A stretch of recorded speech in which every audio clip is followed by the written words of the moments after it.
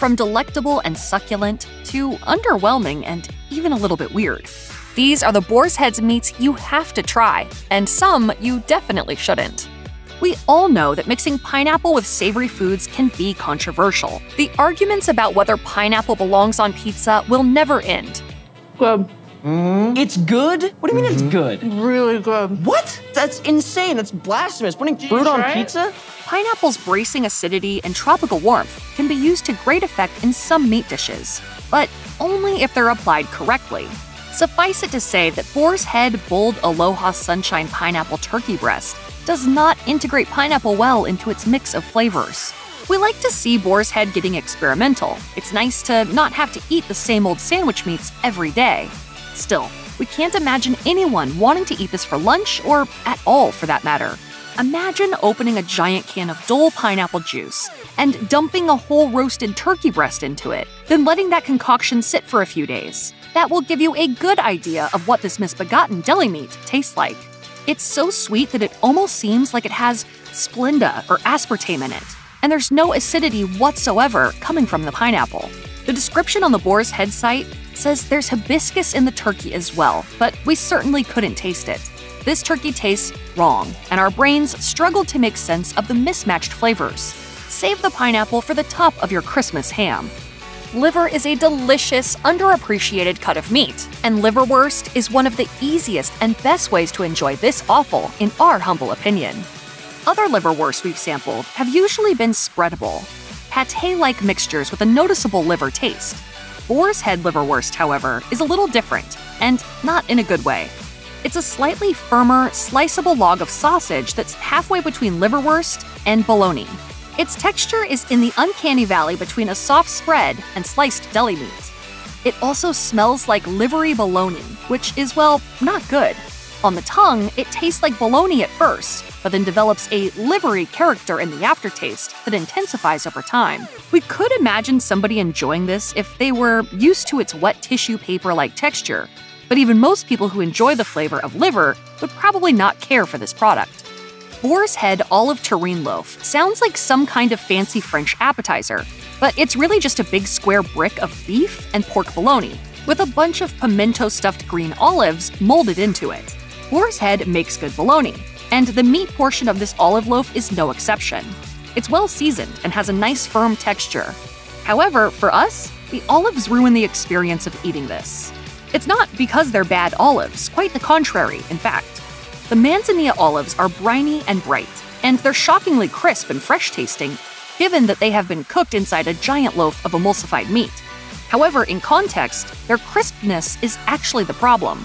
The olives are much harder than the meat surrounding them, and the overall texture of the olive loaf is similar to meat studded with hunks of crunchy gristle. This is another one of Boar's Head's more contemporary experimental deli meats. While we weren't completely sold on the Ichiban teriyaki-style chicken breast, it was much more successful than the pineapple turkey. For one, it wasn't heinously sweet. It had some sugar in it, as you would expect from teriyaki sauce, but the sweetness didn't totally overwhelm the savory, salty flavor of the chicken itself. The sweet glaze on the outside was also tempered by the taste of soy sauce. The teriyaki flavor was confined to the exterior of the chicken, so if you ripped off the glaze, the meat just tasted like normal deli chicken. While we appreciated that the teriyaki flavor in this was somewhat mild, we still don't understand why this exists. Most people like to mix sandwiches with deli meat, and for us, teriyaki doesn't mix very well with classic sandwich toppings. Maybe that's an unpopular opinion since people seem to enjoy the teriyaki chicken at Subway, but for us, it's a strange combo. Also, the chicken products from Boar's Head have a noticeably softer, spongier texture than the turkey. If you're buying poultry from the company, we'd recommend choosing turkey for that reason.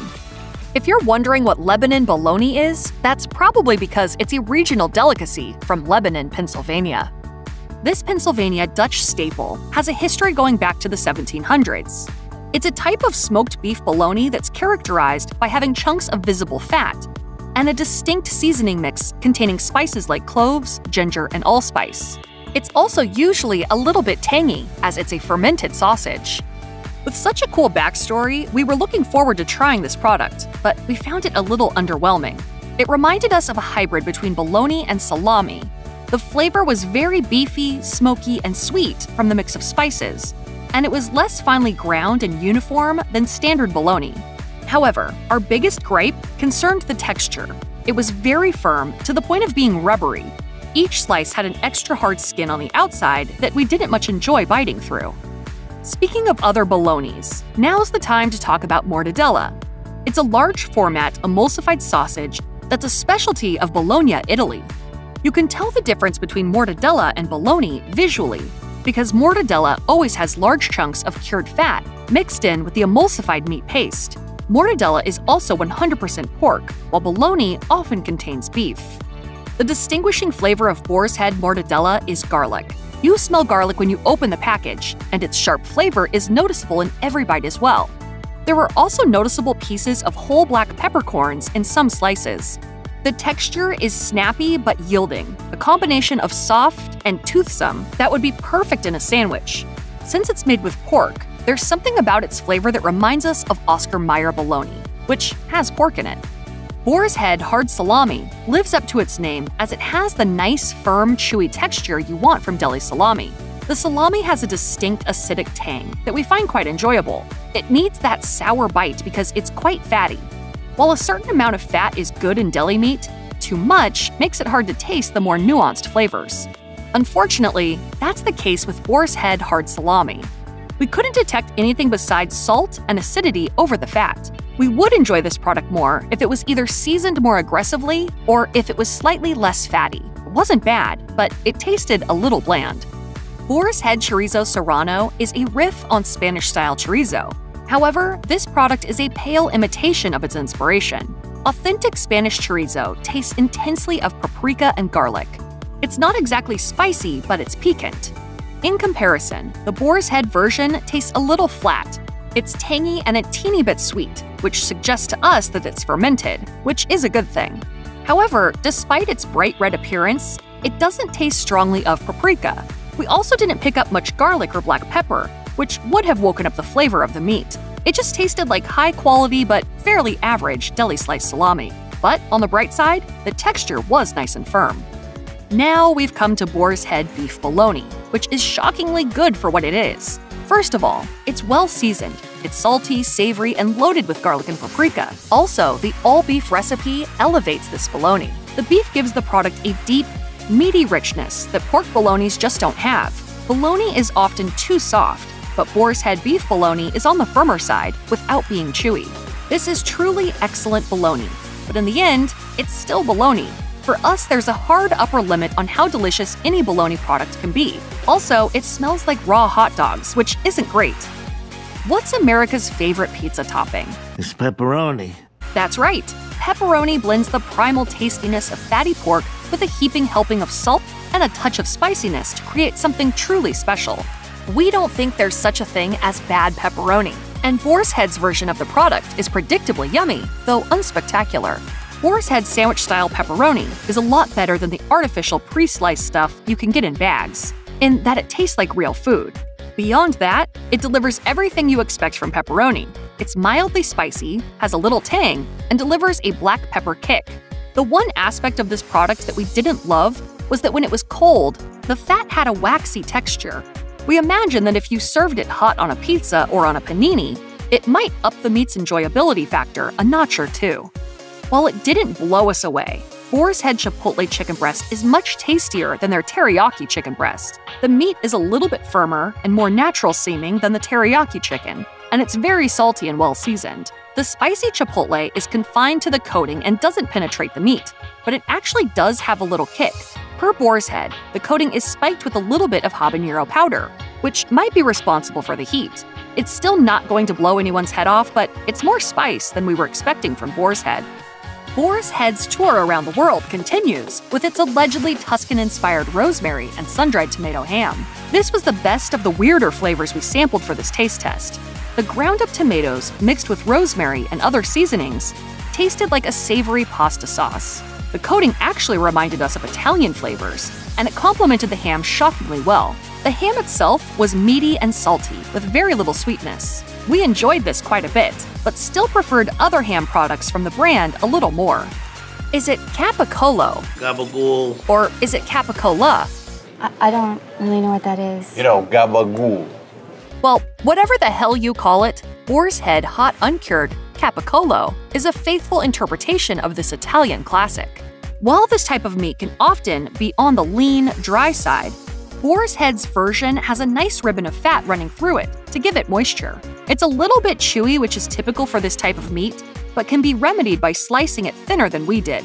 It has a nice tangy flavor that's complemented by a kind of sweet nuttiness. If we have one complaint about this, it's that it tastes too much like prosciutto.